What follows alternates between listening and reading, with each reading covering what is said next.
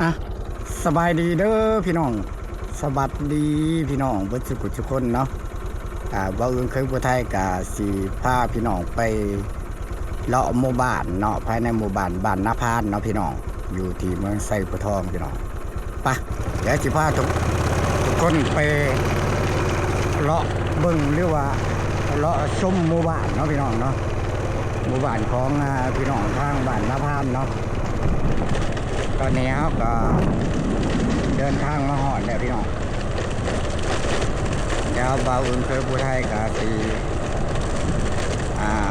ขี่รถเลาะเนาะภายในหมู่บ้าน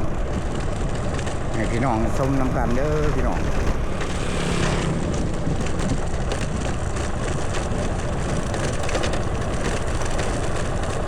บรรยากาศมื้อนี้ก็ฮ้อนพี่น้อง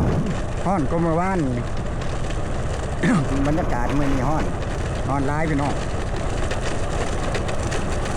มื้อนี้ได้กินน้ำอยู่เบิดมื้อพี่น้องเลยเที่ยวกินแต่น้ำแต่ในบ้านนี้กำลังสร้างพี่น้องน้ำจะได้เลยพี่น้องท่านแล้ว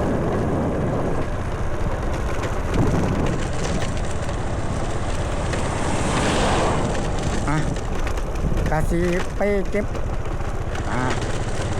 บรรยากาศภายในหมู่บ้านบ้านนาพานเนาะพี่น้องเนาะพาพี่น้องเลาะเนาะนี่กับบริเวณเขตวัดบ้านนาพานเพิ่นเนาะ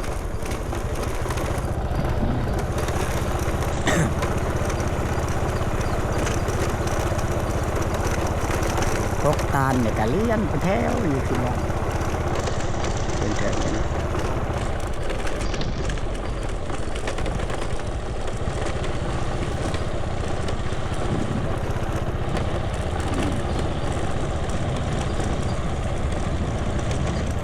แม่นาข้างพอออกไม่ออกเป็นเลยมือธนาเนาะเห็ดกำแพงพี่น้องคนละ 2,000 บาทต่อคนนะพี่น้อง 2,000 บาทเนาะก็ถือว่าหมู่บ้านบ้านนาพานเนี่ยก็ถือว่าเป็นทางปูนคือกันพี่น้องเป็นทางเทคอนกรีตจนเบิดเนาะพี่น้องเนาะแต่ละเส้นแต่ละซอยนี่เรือนชานบ้านช่องเขาเจ้าก็มีตารางง่ายๆพี่น้องตารางงาม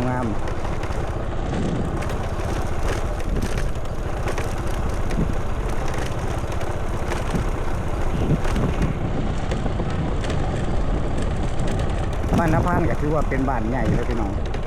ถือว่าเป็นหมู่บ้านใหญ่เติบพี่น้องจะได้เส้นแต่ละซอยเนี่ยเพิ่นกระเทปูนเป็นเบิดพี่น้องเลย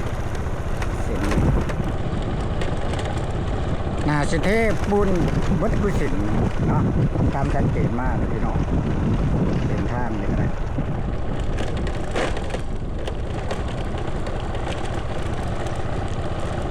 กาสิบล้อค่อยเลาะเบิดคูซอยเนาะพี่น้องเนาะกาสิเลาะเฉพาะที่ว่าเส้นทางออกไปหาเส้นทางใหญ่เนาะพี่น้องเนาะนี่ขนาดซีเมนต์กัดเจ้ากำลังสร้างบ้านหลังเลยกัน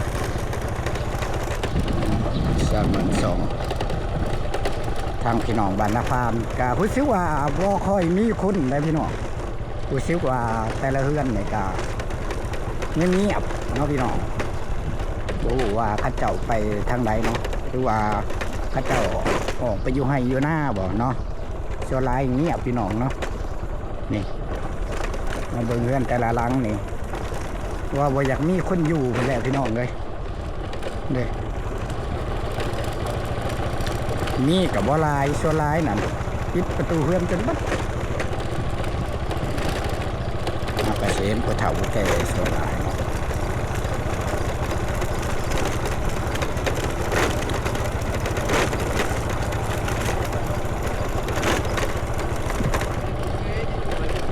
เส้นทางนี่ก็สิออกมาเส้นทางใหญ่พี่น้องเนาะเพราะว่าเฮาก็สิมุ่งหน้าไปหมู่บ้านบุงนาดีแล้วก็บ้านหัวหาดครับพี่น้องแล้วก็บ้านทะโพพี่น้องมื้อแรกเนี่ยก็สิไปเก็บภาพบรรยากาศการกะเกียมงานบุญเนาะพี่น้องบุญพี่น้องทางบ้านทะโพพี่น้อง ได้ยินแต่ว่าเป็นบุญกองเข่าพี่น้องเนาะว่ามีหมอลำเหลืองเลยเดี๋ยวบ่อื่นเคยผู้ไทยก็สิไปหาเก็บภาพบรรยากาศอยู่บ้านทะโพต่อเนาะพี่น้องเนาะ พี่น้องกาถือว่ามาเก็บภาพบรรยากาศทางหมู่บ้านพี่น้องทางนาพานเนี่ยเด้อพี่น้องผู้ใดที่เขาซุ่มส่องแล้วก็อย่าลืมฝากกดติดตามเนี่ยเด้อพี่น้องฝากกดไลค์กดแชร์เจอกันคลิปหน้าพี่น้องคลิปนี้สบายดี